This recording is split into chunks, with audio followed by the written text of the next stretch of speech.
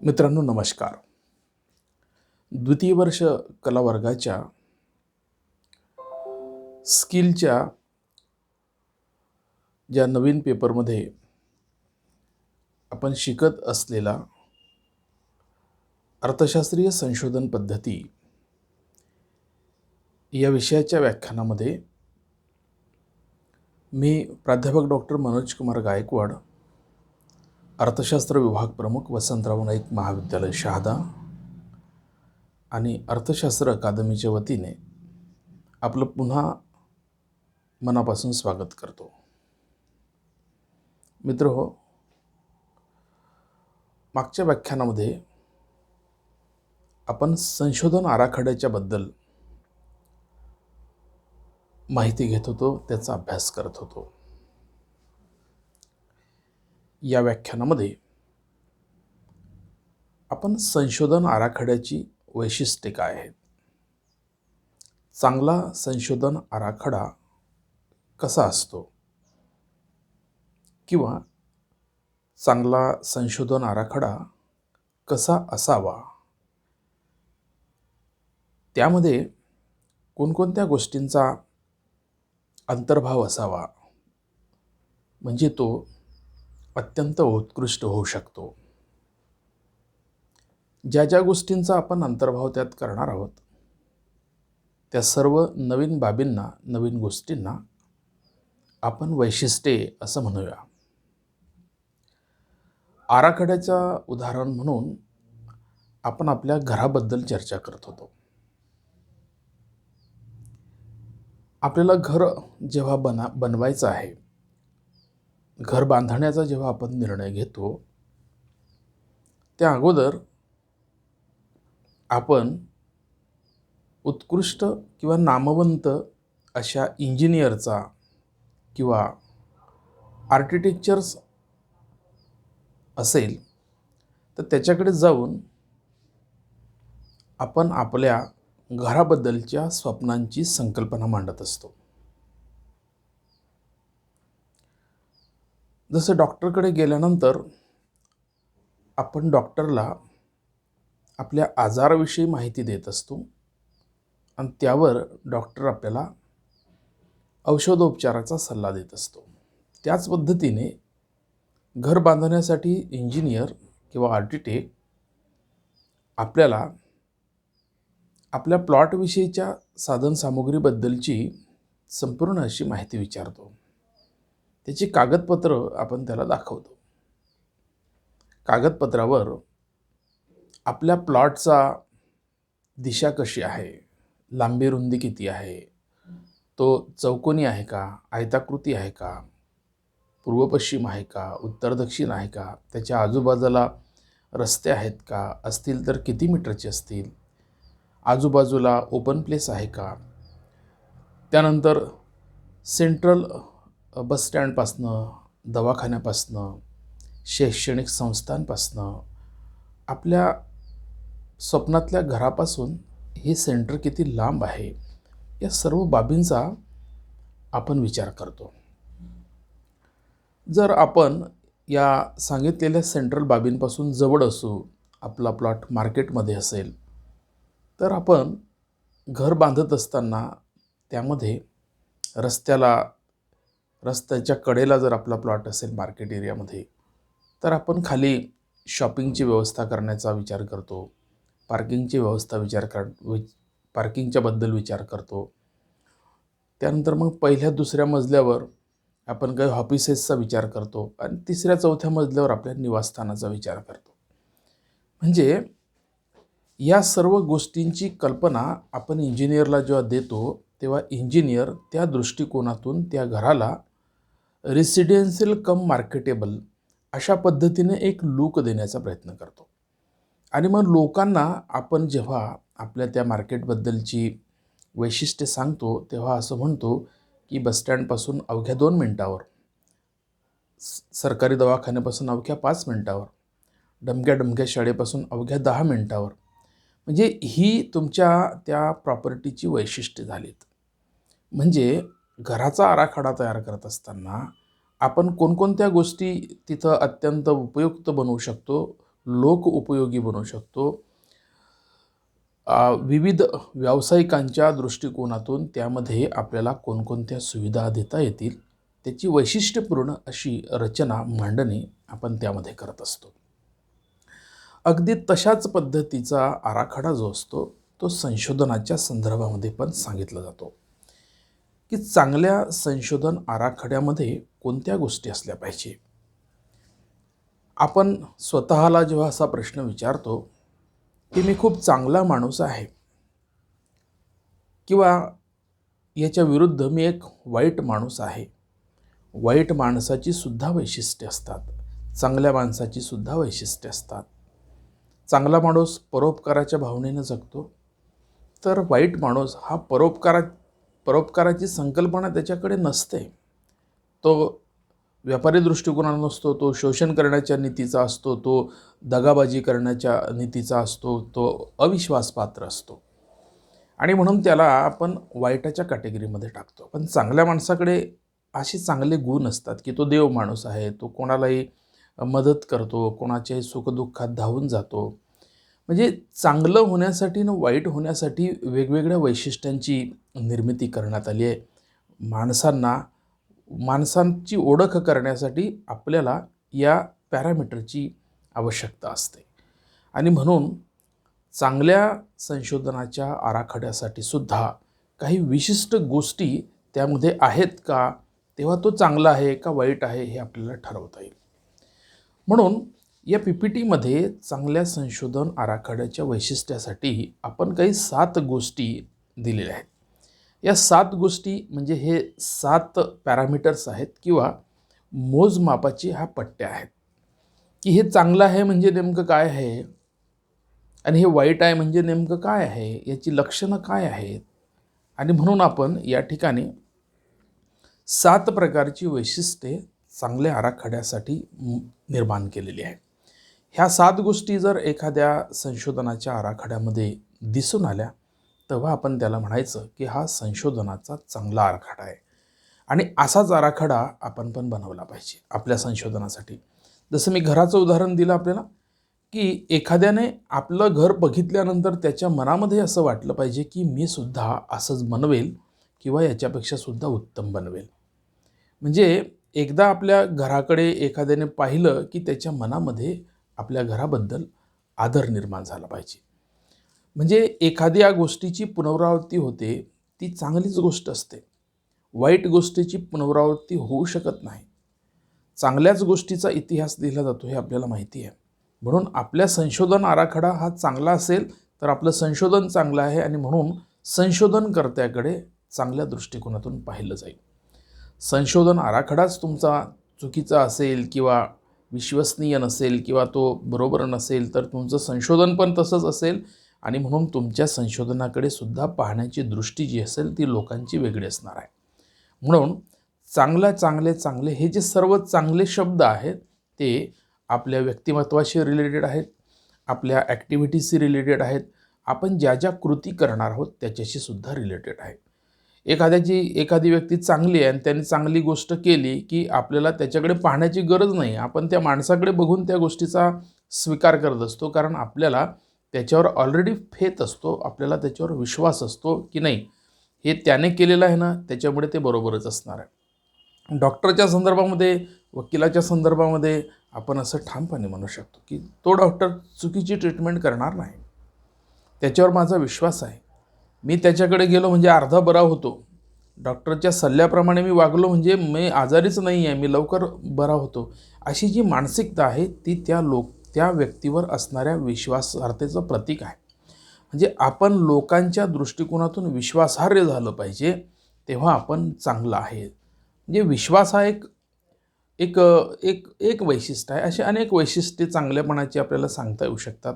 म्हणून चांगल्या संशोधनाच्या आराखड्यामध्ये 7 गोष्टी असल्या पाहिजे, त्या आपल्या PPTमध्ये दिल्या आहे.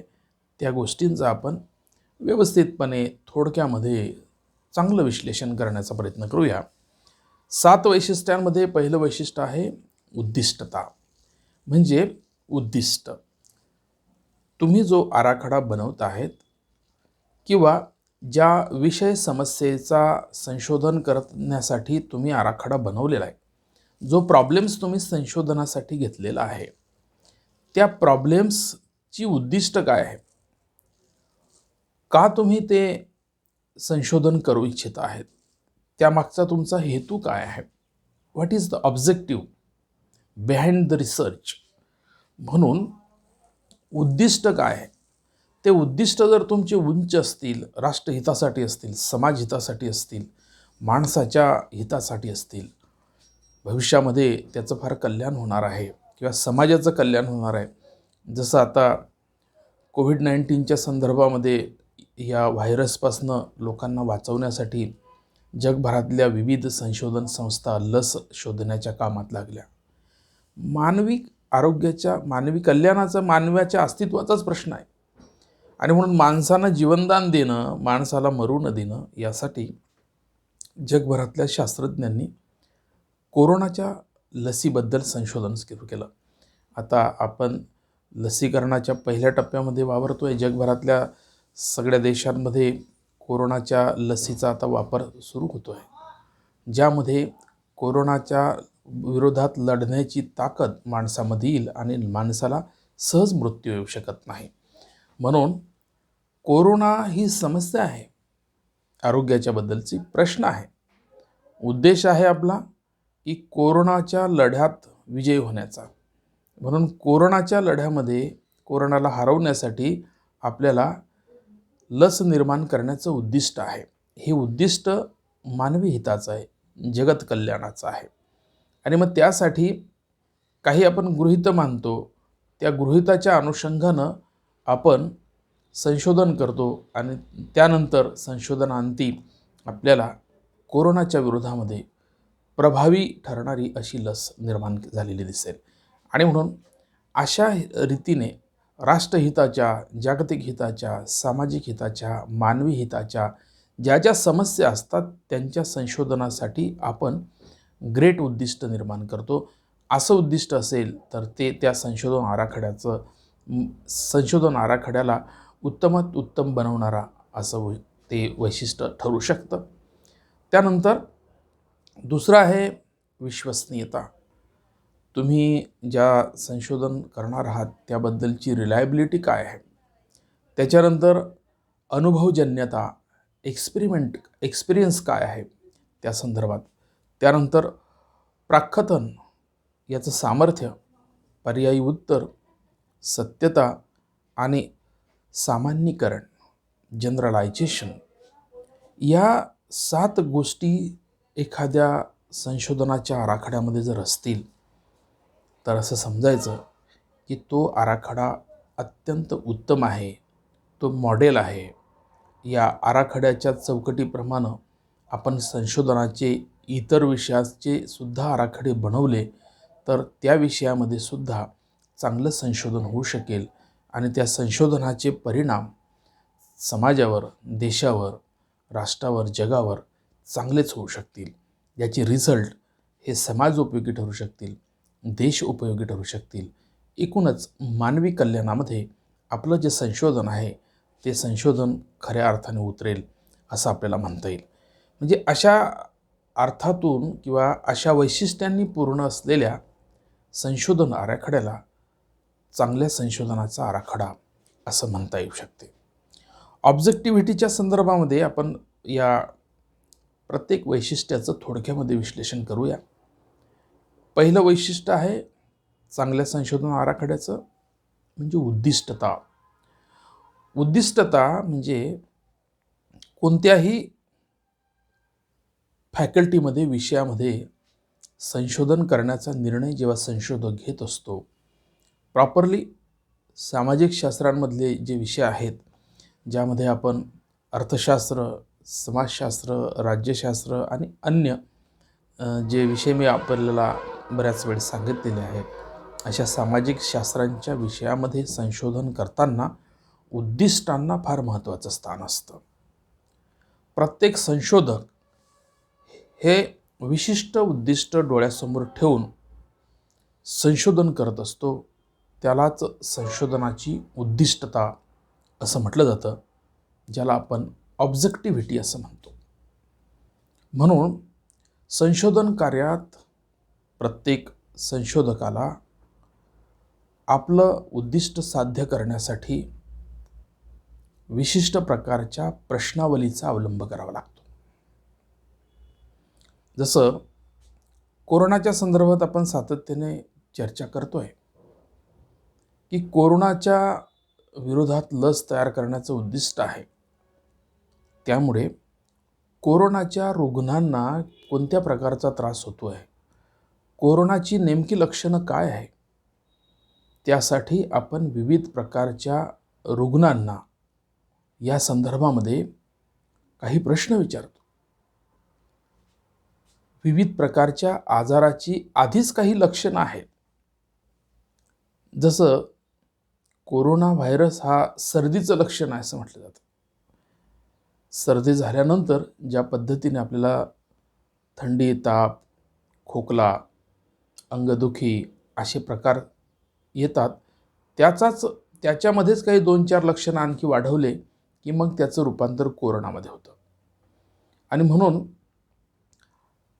साधारण सर्दी पडस असणारे पेशंट त्यांना होणारा त्रास आणि असाधारण पेशंट जे सर्दी पडशाचेच आहे पण त्यांना या साधारण पेशंटपेक्षा थोड्या वेगळ्या प्रकारची लक्षणं जाणवत आहेत आणि म्हणून आपण त्याला कोरोना रुग्णाच्या कॅटेगरीमध्ये वर्गीकृत करत असतो.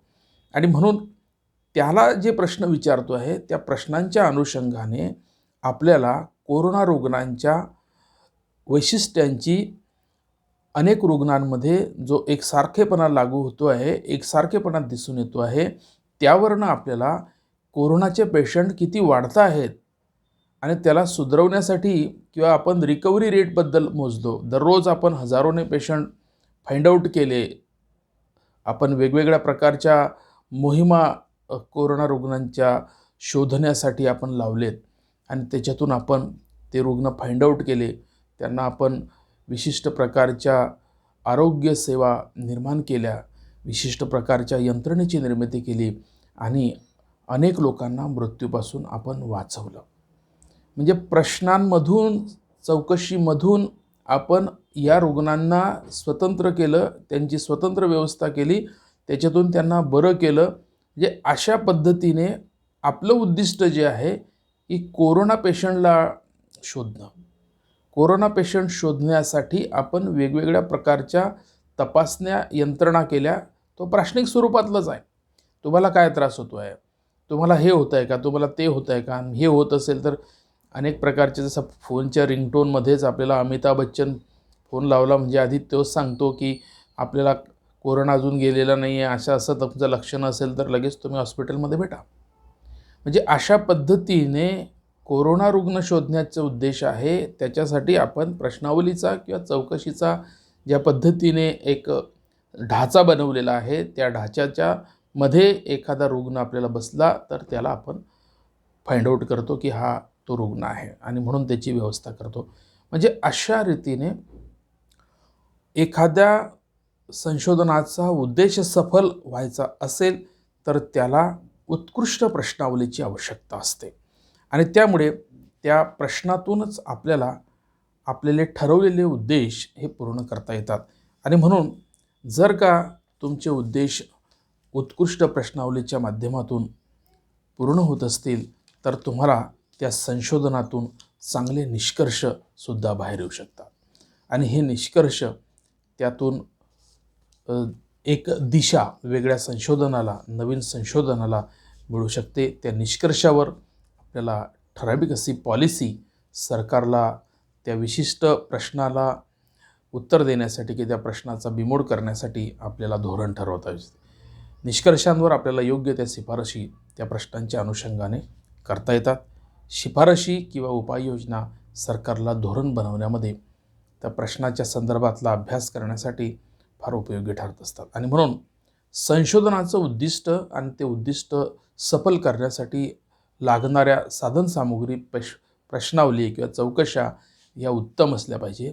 तर आपल्याला संशोधनाची उद्दिष्टता जी आहे ती साध्य करता येऊ शकते आणि उत्कृष्ट उद्दिष्टता, उत्तम उद्दिष्टता हे चांगल्या आराखड्याचं, संशोधन आराखड्याचं वैशिष्ट्य बनू शकते. त्यानंतर विश्वसनीयता, रिलायबिलिटी.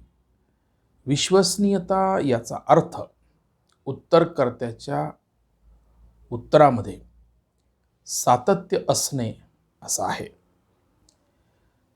उत्तरकर्ता, जे मी तुम्हाला आता रुग्णांच्या संदर्भातलं प्रश्न विचारला, रुग्णांच्या बद्दलची माहिती दिली की कोरोनाचा रुग्ण नेमका संशोधन करायचं असेल तुम्हाला, तर त्याने डॉक्टरने किंवा आरोग्य कर्मचाऱ्याने त्याला जो प्रश्न विचारला असेल त्या प्रश्नाचं त्याने योग्य उत्तर दिलं पाहिजे, तर रिलायबिलिटी आहे. म्हणजे उत्तरदात्याचीच रिलायबिलिटी, विश्वसनीयता असली पाहिजे, तरच आपल्याला जो चांगला आराखडा तयार केलेला आहे त्याच्यातून आपल्याला चांगलं संशोधन करता येऊ शकते. म्हणजे एखाद्या रुग्णाला त्याने खोटी माहिती दिली तर आपल्याला कोरोनाचे रुग्ण शोधणं कठीण होईल, आणि जर ती गोष्ट कठीण झाली तर कोरोनाचा प्रसार रोखण्यासाठी सरकारला अपयश येऊ शकते. आणि म्हणून कोणत्याही आजाराची चौकशी करण्यासाठी, साथीच्या आजाराला निर्मूलन करण्यासाठी, साथीचे पेशंट शोधण्यासाठी जी प्रश्नावली तयार केलेली असते ते उत्तरकर्त्याने त्या प्रश्नाचं उत्तर जर योग्य दिलं तर आपल्याला त्या साथीच्या रोगाचा बिमोड करणं शक्य होऊ शकतं. म्हणून विश्वसनीयता, रिलायबिलिटी हा अत्यंत महत्त्वाचा असा वैशिष्ट्याचा भाग चांगल्या संशोधन आराखड्याचा आहे. आणि म्हणून वेगवेगळ्या प्रश्नांची उत्तरं जर संशोधनकर्त्याला, उत्तरदात्याने प्रामाणिकपणे दिली तर आपल्याला चांगलं संशोधन करता येते, काहीतरी चांगला आउटपुट काढता येईल. पण उत्तरकर्त्याने लपवालपवी केली, बऱ्याचदा असं आपल्याला दिसते की सरकारच्या सवलतीच्या माध्यमातून जे प्रश्न विचारले जातात त्यावेळेस सवलतकर्त्याला असं वाटतं की जर मी खरंच उत्तरं दिली तर माझी सवलत बंद होण्याची शक्यता आहे का काय, आणि मी जर खोटी उत्तरं दिली तर माझी सवलत कंटिन्यू राहील की काय. उदाहरणार्थ, दारिद्र्याचा सर्व्हे करत असताना दारिद्र्याच्या व्याख्येमध्ये कोणते लोक येतात आणि गेल्या 5 वर्षामध्ये दारिद्र्य निर्मूलनासाठी ज्या ज्या उपाययोजना आपण राबवल्या त्या उपाययोजनांमधनं काय आउटपुट निघालं, किती लोकसंख्या दारिद्र्य रेषेखालच्या बाहेर आलेली आहे. आणि म्हणून त्याचा सर्व्हे आपण 5 वर्षानंतर केला तर दारिद्र्य रेषेमध्ये असणाऱ्या लोकांना असं वाटतं की जर मी खरी माहिती दिली तर माझे ज्या सवलती आहेत, माझं जे अन्नधान्य आहेत, माझ्या ज्या आरोग्याच्या सुविधा आहेत, माझ्या ज्या कमी किमतीमध्ये ज्या वस्तू मिळत आहेत त्या बंद होतील. म्हणजे अशा भीतीपोटी तो खरी माहिती देत नाही आणि सरकारला दारिद्र्याचा बिमोड करता येत नाही. म्हणजे अशा रीतीने उत्तरकर्त्याने चुकीची माहिती, चांगली परिस्थिती असतानाही सवलती घेण्यास, कंटिन्यू राहण्यासाठी माहिती देणं म्हणजे सरकारची फसवणूक करणं. सरकारच्या धोरणांमध्ये धोरणं जी असतात ती थोडी त्यांचा वेळ पैसा वाया गेला की काय अशी शंका सरकारला येत असते. म्हणून सरकार बऱ्याचदा आपल्या घरामध्ये ज्या ज्या वस्तू असतात, टी व्ही आहे का, मिक्सर आहे का, फ्रीज आहे का, कूलर आहे का, टी व्ही असेल तर तो कोणता टी व्ही आहे, तो LED आहे का, घरात मोबाईल वापरतात का, आता या सगळ्या गोष्टी दारिद्र्य रेषेखाली येतात. अतिदारिद्र्य आणि दारिद्र्य माणसाचं विश्लेषण आपण यामुळे करू शकतो. अतिदारिद्र्य माणूस या सगळ्या गोष्टी त्याला वापरता येत नाही, एवढं उत्पन्न त्याच्याकडे नसते. दारिद्र्यात असणारा माणूससुद्धा ह्या गोष्टी वापरू शकतो. म्हणजे अशा रीतीने सरकारला एखाद्या समस्येचा बिमोड करण्यासाठी किंवा दारिद्र्य म्हणजे काय याच्या संदर्भामध्ये शोध घेतला, त्याच्यातून 27% लोकसंख्या दारिद्र्यरेषेखाली आहे. 27% लोकसंख्येला जीवनावश्यक वस्तू भेटत नाही, अन्न, वस्त्र, निवारा, औषधी याच्यावर त्यांना जा खर्च करता येत नाही, म्हणून त्यांच्या जीवनमान निम्न दर्जाचं आहे, राहणीमानाचा दर्जा त्यांचा खालावलेला आहे. याच्यासाठी सरकारला प्रयत्न करावे लागतात. मग सरकार किती कालखंडापर्यंत प्रयत्न करेल?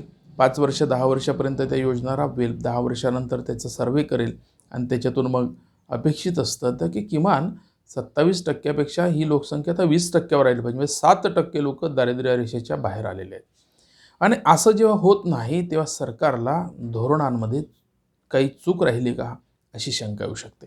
आणि म्हणून उत्तरदात्यावर एखाद्या प्रश्नाचं बिमोड, एखाद्या समस्येचा बिमोड होणार की नाही हे डिपेंड असतं. आणि म्हणून उत्तरदात्याची विश्वसनीयता जी आहे ती विश्वसनीयतासुद्धा महत्त्वाची असते. म्हणून प्रश्न देताना, प्रश्न विचारताना, प्रश्नाचं उत्तर देताना या सर्व गोष्टी ज्या आहेत त्या या चांगल्या संशोधनासाठी आवश्यकता आहे. म्हणून चांगल्या संशोधनासाठी विश्वसनीयता हे वैशिष्ट्य खूप महत्त्वाचं आहे. त्यानंतर अनुभवजन्यता, एक्सपेरिमेंटॅबिलिटी, म्हणजे अनुभव हा खूप महत्त्वाचा शिक्षक आहे. आपल्याला माहिती आहे सर्वांच्या जीवनामध्ये, सर्वांच्या आयुष्यामध्ये कुठल्या ना कुठल्या गोष्टीचे अनुभव येत असतात. अनुभव दोन प्रकारचे असतात, चांगला अनुभव, वाईट अनुभव. वाईट अनुभवसुद्धा आपल्याला चांगलं काहीतरी शिकवून जात असतो. म्हणजे भविष्यामध्ये आपण चांगल्या गोष्टी करू शकतो, वाईट गोष्टी करू शकत नाही. चांगला अनुभव तर आनंद देणारच आहे, पण वाईट अनुभवसुद्धा आपल्याला काहीतरी शिकवून जाणार आहे. काहीतरी त्याच्यापासून आपल्याला अनुभव मिळतो, त्यानंतर आपण तशा प्रकारची दुसरी चूक करू शकत नाही. आणि म्हणून संशोधनामध्ये गृहीत कृत्य जे असतात, हायपोथेसिस जे असतात, जे तथ्य असतात, ते तथ्य अनुभवजन्य असले पाहिजे. म्हणजे आपण आपल्या आईवडील किंवा आजोबा आपल्याला त्यांच्या आयुष्यामध्ये घडलेल्या घटनांचा अनुभव कथन करत असतात आणि अशाच प्रकारच्या घटना आपल्या जीवनामध्ये पण घडू शकतात आणि आपल्याला त्या घटनांना कसं सामोरं गेलं पाहिजे हे आपले बाबा आजोबा त्यांच्या अनुभवावरून आपल्याला शिकवत असतात. आणि म्हणून काही गृहीतांच्या किंवा अनुभवांच्या गृहीतांवरूनच आपण आपली पुढची गृहीतं ठरवली पाहिजे. त्याच्यातून आपल्याला चांगल्या निष्कर्षांची निर्मिती येऊ शकते.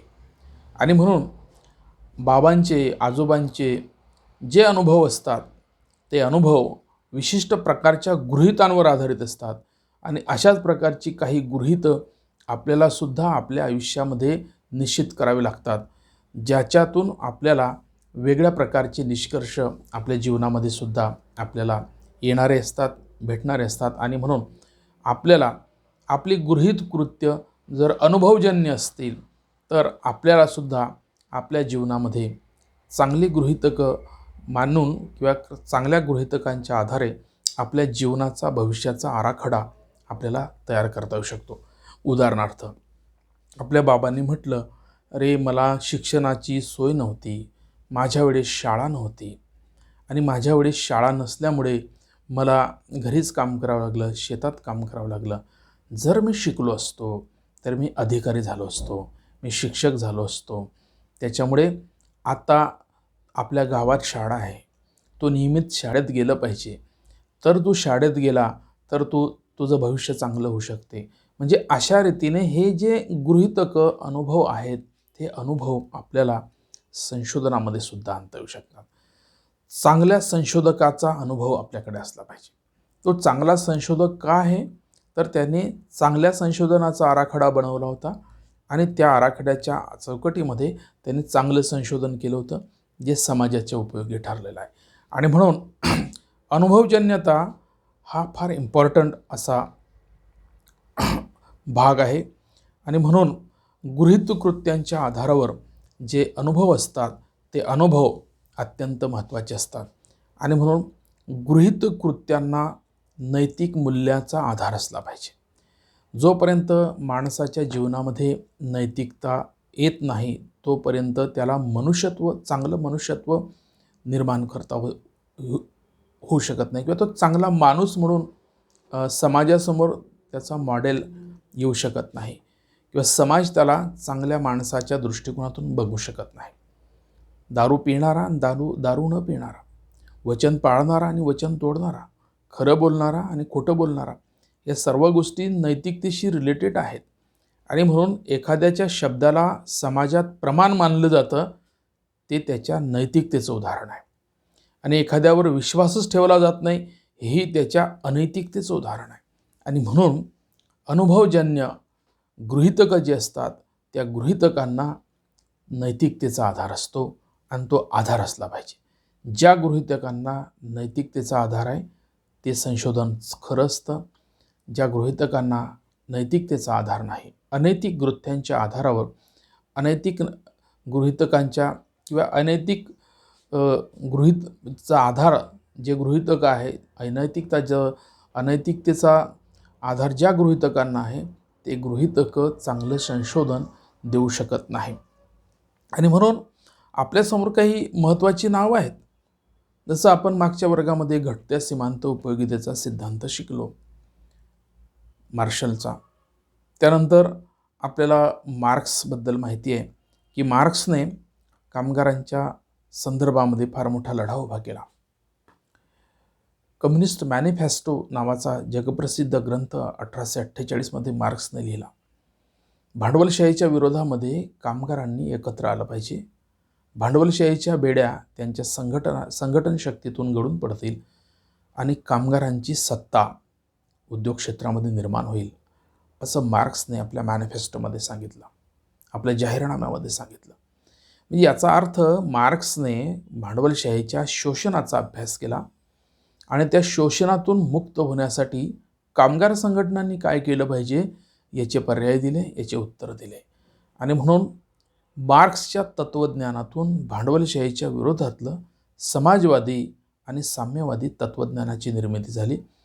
अनेक देशांमध्ये साम्यवाद आणि समाजवाद अर्थव्यवस्थेचा प्रकार म्हणून स्वीकारला गेला आणि त्या दृष्टिकोनातून या प्रकारामध्ये साधनसामुग्रीचा वापर करून देशाच्या उत्पन्नाची किंवा साधनसामुग्रीची दिशा ठरवली जाते, वापराची दिशा ठरवली जाते, ज्याच्यातून सामाजिक आणि जागतिक आणि देशाचं कल्याण केलं जातं. म्हणजे अशा रीतीने मार्क्सने शोषणाच्या विरोधातली लढाई केली. त्याच पद्धतीने मार्शलने घटत्या उपयोगितेचा सिद्धांत मांडत असताना गृहीत परिस्थिती मांडली. ती गृहीत परिस्थिती काय की ज्याच्यावर तुम्ही तो प्रयोग करणार आहात ते काय गृहीत असलं पाहिजे की त्याचं मानसिक संतुलन चांगलं असलं पाहिजे त्या उपभोक्त्याचं. त्याच्यानंतर उपभोग्य ज्या वस्तू आहेत त्यांचा आकार, रंग, चव, वजन हे सारखं असलं पाहिजे. म्हणजे पोळी घ्यायची असेल, लाडू घ्यायचा असेल, भाकरी घ्यायची असेल तर ते सगळ्या एकाच आकाराच्या आणि उपभोग हे कंटिन्युअस असलं पाहिजे. एक संपली की तिसरं संपली. त्याचमुळे आपल्याला सीमांत उपयोगिता घटते आहे का वाढते आहे हे सिद्ध करता येणार आहे. म्हणजेच काहीतरी गृहीत परिस्थिती आपण नैतिकता याच्यात कशी आली हे गृहीतक तयार करताना, म्हणजे एखादा माणूस गांजा ओढलेला आहे, दारू पिलेला आहे, तो म्हणेल की माझं मानसिक संतुलन चांगलं आहे. त्याने खोटी माहिती दिली आणि मग तो बका सगळं खातो आहे आणि तो आपल्याला उत्तर देत नाही. पहिली पोळी खाल्ल्यानंतर कसं वाटलं, दुसरी पोळी खाल्ल्यानंतर कसं वाटलं, तिसरी पोळी खाल्ल्यानंतर कसं वाटलं, याची उत्तरं जर तो नीट देत नसेल तर मग मात्र आपल्याला घटत्या सीमांत उपयोगितेचा सिद्धांत जो आहे तो सिद्धांत आपल्याला सिद्ध करता येऊ शकत नाही.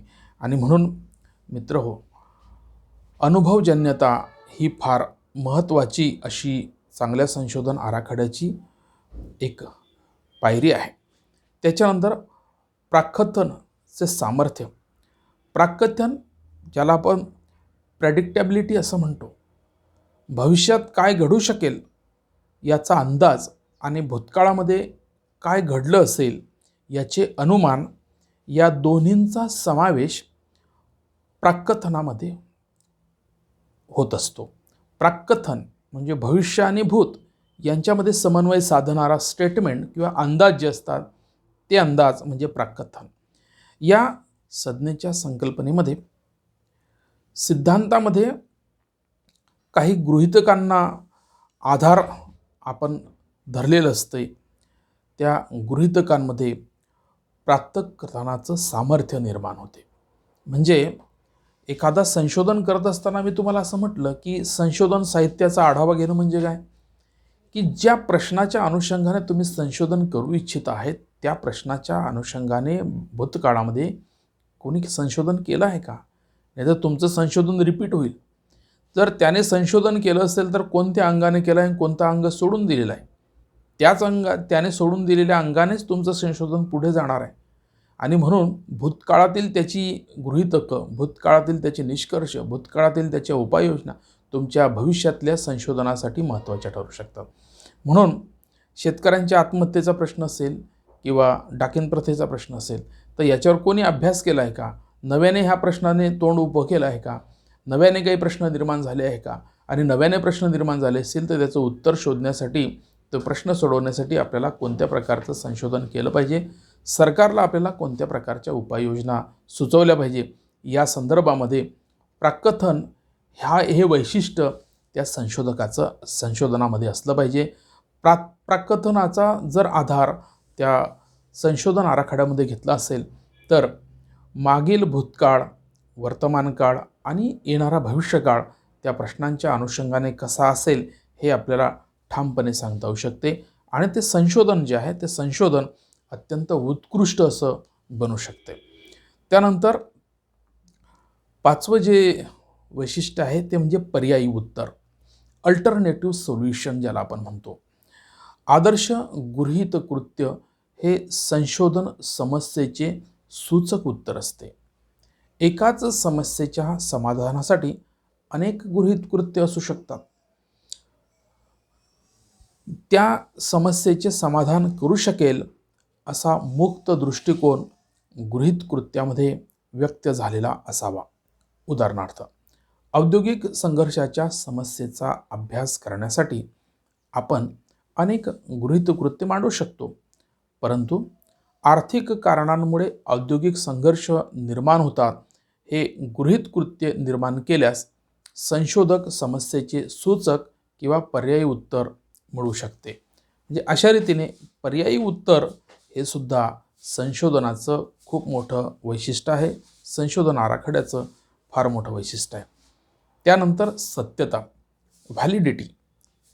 याचा अर्थ ज्या संशोधनाचा आपण वापर करणार आहोत त्यातून सत्यता निष्पन्न झाली पाहिजे. जी काही तुम्ही संशोधन समस्या घेतलेली आहे तिचं स्टेप बाय स्टेप सायंटिफिकली आपण संशोधनाची एक एक स्टेप कंप्लीट करत जातो. फायनली त्या संशोधनामधून सत्य बाहेर आलं पाहिजे.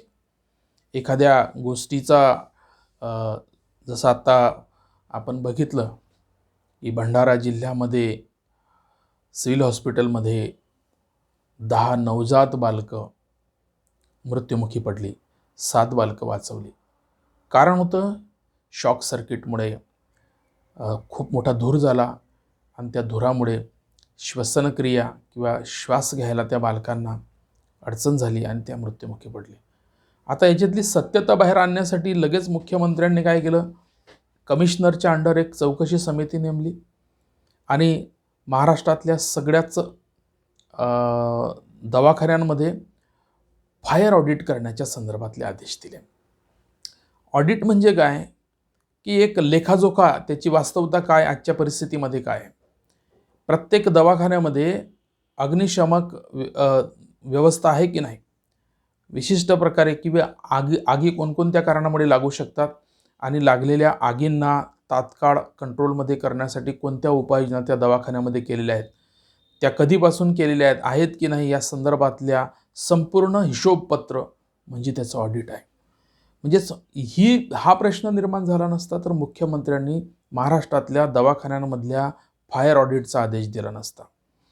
नेमकं भंडाऱ्यामध्ये शॉक सर्किट कसं झालं, त्यामध्ये काय व्यवस्था होती, त्याच्यामध्ये मानवी चूक आहे का तांत्रिक चूक आहे, आता याच्यातून ते सत्य बाहेर येईल. सोशल सायन्समध्ये पण असंच असतं. शेतकऱ्यांच्या आत्महत्येबद्दल आपण सातत्याने म्हणतोय की आत्महत्या का होतात याचं संशोधन करा, त्याच्यातून काही ना काही आउटपुट निघेल, चांगलं काही आउटपुट निघालं संशोधनातून त्याच्यावर उपाययोजना करता येईल.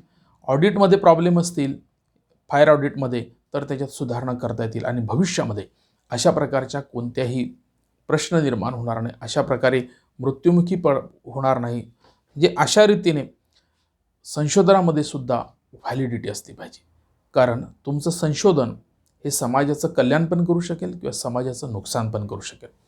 त्यानंतर शेवटचा मुद्दा आहे, शेवटचं वैशिष्ट्य आहे सामान्यीकरण, जनरलायझेशन.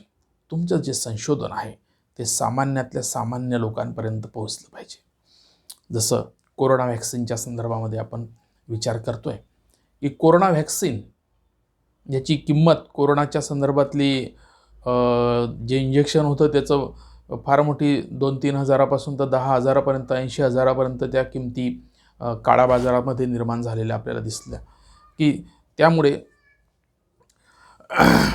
कोरोनाच्या संदर्भामध्ये सामान्य माणसाला सुद्धा जगण्याचा अधिकार आहे आणि त्याला जर कोरोना झाला आणि कोरोना होऊ नये यासाठी सरकारने व्हॅक्सिन जे निर्माण झालेलं आहे ते सामान्य माणसाला कसं दिलं जाईल, फ्रीमध्ये कसं दिलं जाईल या संदर्भामध्ये काम करते आहे. त्या संदर्भात सरकार नियोजन करते आहे आणि देशातल्या सर्व लोकांना कोरोनाची लस मिळाली की त्यांना कोरोनापासून वाचण्यासाठी ताकद निर्माण होईल किंवा त्यांच्यात आत्मविश्वास तयार होईल. म्हणजे अशा रीतीने कोरोनापासून झालेल्या संशोधनाचं सामान्यीकरण होण्याची प्रक्रिया आहे. बऱ्याचदा संशोधनामध्ये विशिष्ट घटकाला अभ्यास केला जातो. विशिष्ट घटकाच्या संदर्भात निघालेले निष्कर्ष जे असतात ते निष्कर्ष समाजातल्या सगळ्याच लोकांना लागू होऊ शकतात. म्हणजे गरिबांच्यासाठी निघालेले निष्कर्ष फक्त गरिबांसाठीच लागू होतात असं नाही, तर समाजातल्या मोठ्या श्रीमंत लोकांसाठी पण ते निष्कर्ष लागू होतात. आणि म्हणून संशोधनाचं जे काही आहे ते सामान्यीकरण होणं फार गरजेचं आहे. सामान्यीकरणाचा अर्थ समाजातील मोठ्या गटांना लागू करणं. संशोधनाचे जे निष्कर्ष असतात जे मी तुम्हाला सांगितलं, कारण जेव्हा संशोधक माहिती संकलन करतो, त्याची प्रक्रिया करतो, तेव्हा निघणारे निष्कर्ष निवडक गटापुरते जरी असले तरी त्यात मोठ्या गटांना सुद्धा लागू पडणारे निष्कर्ष असतात. कारण आपण गटांतर्गत कंपॅरिझन स्टडी करत असतो. श्रीमंत लोक का श्रीमंत झाले, गरीब गरीब का झाले. शेतकऱ्यांच्या संदर्भामध्ये आपण साधारणपणे असा निष्कर्ष काढतो की आज अल्पभूधारक शेतकऱ्यांची संख्या 86% जास्त आहे. 50मध्ये एवढी नव्हती, 70मध्ये एवढी नव्हती, 90 नंतर एवढी वाढली. मग या 10-15 वर्षामध्ये असं काय घडलं की शेतीच्या तुकडीकरण झपाट्याने वाढलं. म्हणजे अशा रीतीने ही समस्या आहे. या समस्येचं विश्लेषण केलं तर ज्या गोष्टी अल्पभूधारक शेतकऱ्यांना लागू होतात त्याच गोष्टी मोठ्या शेतकऱ्यांना सुद्धा लागू होऊ शकतात. म्हणून संशोधनाचं सामान्यीकरण जे आहे ते सामान्यीकरण असलं पाहिजे. जे काही चांगल्या संशोधन आराखड्यामध्ये येणार आहे या 7 गोष्टी आणि त्याच्यातून जे अंतिम संशोधन येणार आहे, अंतिम संशोधनातले जे निष्कर्ष येणार आहे ते निष्कर्ष समाजातल्या सर्व घटकांना, सर्व गटांना ते लागू झाले पाहिजेत. तरच त्या संशोधनाचं आउटपुट जे आहे ते आउटपुट चांगलं आहे असं म्हणता येईल. मित्रहो, चांगल्या संशोधन आराखड्याची ही 7 वैशिष्ट्ये आपण अभ्यासली. चांगला संशोधन आराखडा बनवायचा असेल तर या वैशिष्ट्यांच्या चौकटीमध्ये तो आराखडा तयार झाला पाहिजे. चांगला डॉक्टर असेल तर रुग्ण चांगले बरे होतील. डॉक्टरला अनुभव नसेल तर रुग्ण मरतील. त्या पद्धतीने संशोधन आहे. चांगलं संशोधन केलं देश, समाज आणि राष्ट्राचं, जगाचं कल्याण होईल. संशोधन थातुरमातुर असेल तर ते रद्दीमध्ये विकलं जाईल, त्याला कोणी विचारणार नाही. म्हणजे अशा रीतीने चांगलं संशोधन हे चांगल्या आराखड्याच्या वैशिष्ट्यांचं प्रतिफल आहे. आणि म्हणून आयुष्यामध्ये जेव्हा आपण संशोधन करण्याचा विचार करणार तेव्हा चांगला संशोधन आराखडा तयार करण्यासाठी या वैशिष्ट्यांचा, या चांगल्या आराखड्यासाठी आपण अंतर्भाव करावा, विचार करावा. या आधारावर आपल्या संशोधनाची प्रक्रिया सुरू करावी.